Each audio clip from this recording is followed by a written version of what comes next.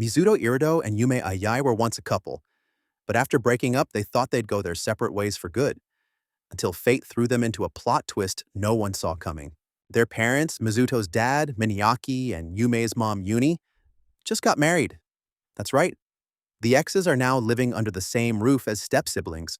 For the sake of their parents' new beginning, they decide to bury the past and pretend nothing ever happened. But pretending? That's easier said than done. Yume barges into Mizuto's room and demands that he call her Onisan. He refuses. Neither of them likes the idea of being the younger sibling. Though they were born on the same day, Yume came out 30 minutes earlier. Mizuto tries to argue some old custom from ancient Japan where the older twin is considered the younger one. Not that it helps, because they're not twins or even real siblings. Yume then proposes a challenge. Whoever breaks character first loses. They must act like proper siblings, and any awkward or unsibling-like behavior counts as a strike. Mizuto accepts, but quickly realizes this is going to be more psychological than he expected. Yume starts rifling through his manga collection, trying to provoke a reaction. After all, what siblings don't poke around each other's things?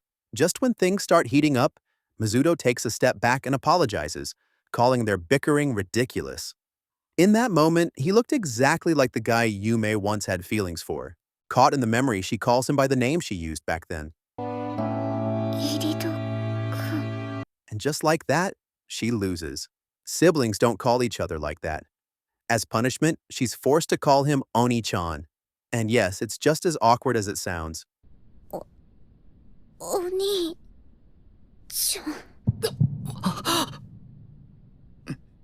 But things are just getting started. When school begins, both of them end up in the same class. Mizuto becomes a magnet for a few guys, who are clearly using him as a shortcut to get closer to Yumi. She sees through the act and confronts Mizuto, frustrated by people who lack sincerity.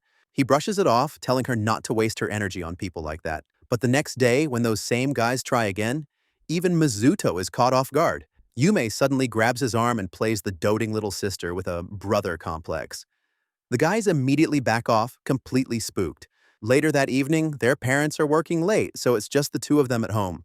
While preparing dinner, Yumi becomes awkwardly self-conscious over the chicken breast they're cooking, especially after that accidental moment this morning when hers ended up on Mizuto's arm. She tells him to forget it. He already has, but that somehow makes it worse. She takes it as a jab that she's forgettable. Determined to break his calm, Yume walks out of the bath wrapped only in a towel. Classic. Mizuto nearly chokes on the spot. She playfully accuses him of being a peeping Tom and says she has every right to dress how she likes in her own home. But when her towel nearly slips, she suddenly realizes this is way too close to looking like she's trying to seduce him. Panic sets in. Mizuto, calm and composed, gently covers her with his shirt. He warns her not to be so reckless, even if he knows she's just teasing. Yume quietly tells him she can't stand anyone looking down on their family, and in return, he thanks her for what she did that morning. Cue the classic trope. He slips and lands on her, their faces mere inches apart. The tension rises. Are they about to cross the line? Mizuto, caught in the moment, admits he doesn't mind losing if it's to her. As they lean closer, heartbeats racing. The front door opens. Their parents are home. Panic. No time to run. They scramble and end up hiding under the couch. Why didn't she just go back to her room? As they lie there, breathless and wide-eyed, both reflect on how close they just got. Again, moments like this remind them of everything they used to be, and all the reasons they try so hard to stay apart. Because even if the past is behind them, the present is a lot more complicated than they ever imagined. At school, Kagure Kawanami wants to be friends with Mizuto. But Mizuto isn't convinced. He thinks Kawanami's just another guy trying to get close to Yume. No way he's letting anyone like that near her. But Kawanami insists. He genuinely just wants to be friends. That's all. Then, with a cheeky grin, he throws Mizuto's own words about protecting Yume back at him.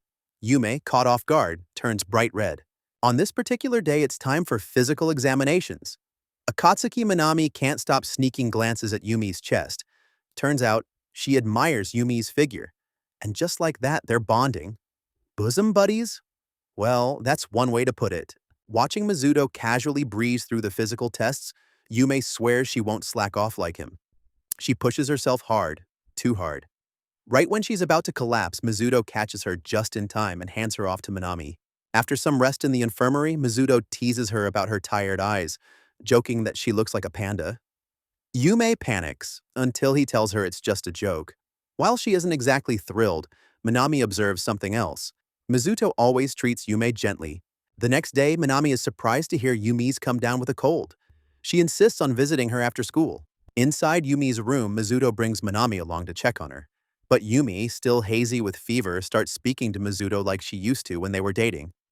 When she realizes Minami is there, she quickly snaps back to normal. In the kitchen, while cooking porridge for her, Minami quietly says that Mizuto clearly has experience with girls. The way he cares, it's unmistakable. Mizuto brushes it off, saying he doesn't plan on dating anyone again. Still, Minami playfully asks, "If you ever do, will you introduce her to Yumi?" Not that she needs Yumi's approval, of course. After Minami leaves, Mizuto checks on Yume again. She's still in a feverish daze, caught in her memories. Speaking softly, she tells him not to leave her, and gently places his hand over her chest, seeking comfort. It brings back a flood of memories for Mizuto. They met in middle school. It was love at first sight, brought together by their shared love for books. They would talk endlessly about their favorite stories, but over time, small disagreements piled up, and the distance between them grew. Eventually, they broke up, never imagining they'd see each other again. So imagine the shock when they discovered they'd become family through their parents' remarriage. Back in the present, Yume has Mizuto doing a string of chores, but something feels off. He checks her temperature again. Yep, it's normal now. She's been better for a while, meaning she may have been stretching her recovery to spend more time with him. He won't let her get away that easily, not until she apologizes. She does. But then she pauses, noticing something strange. He's being nice again. Not the sarcastic, distant Mizuto she's used to. Better that than you digging up all my old embarrassing habits, he replies. Since she's recovered, he says there's no need for him to stick around. But she stops him. Wait, can't you stay a little longer? We're siblings now, right? One day, we see Yume holding Mizuto's underwear. Not only that, she smells it without realizing what she's doing. Instant regret. Absolute panic. She starts imagining how Mizuto would react if he found out, and it's not a pretty picture. So naturally, she decides to sneak it back into his room while he's asleep. But plot twist, he walks out of his room at the same time. Busted. But wait, what's that in his hand? Her bra. What kind of reverse Uno card is this? Mizuto explains that after his bath, he saw her bra left on the floor. Before he could put it back, their dad walked in, and he panicked, so he stashed it in his room. Yumi's suspicious now until she realizes something. She had the exact same situation. She picked up his underwear from the bathroom, and their mom walked in. She panicked too. They both awkwardly deny doing anything strange while the items were in their rooms. To move on from this chaos, they agreed never to speak of it again. But since they broke their no unsibling-like behavior game rules, each of them is allowed one request from the other, but only outside the house. Soon after, Yume spots Mizuto talking with another girl. And not just any girl, this one looks exactly like her old nerdy self. She immediately consults Minami and comes to a horrifying conclusion. Mizuto might be targeting shy, innocent girls. Things escalate when Yume returns home and sees that girl's shoes by the door. She's in the house? Yume snaps a few photos for evidence, then calls Mizuto to run errands under false pretenses. With him out of the house, she prepares to confront the girl, only to run into Mizuto again. Wait, didn't he leave? And now the girl's shoes are gone? Mizuto insists he's alone and never brought anyone in. She shows him the picture proof. He calmly tells her to check her own room. She finds nothing. Is he gaslighting her? Or is the house haunted? Mizuto doesn't entertain the theory, he's tired. But as he walks away, he glances at a kitchen chair and frowns. Something's definitely off. Mizuto starts piecing things together.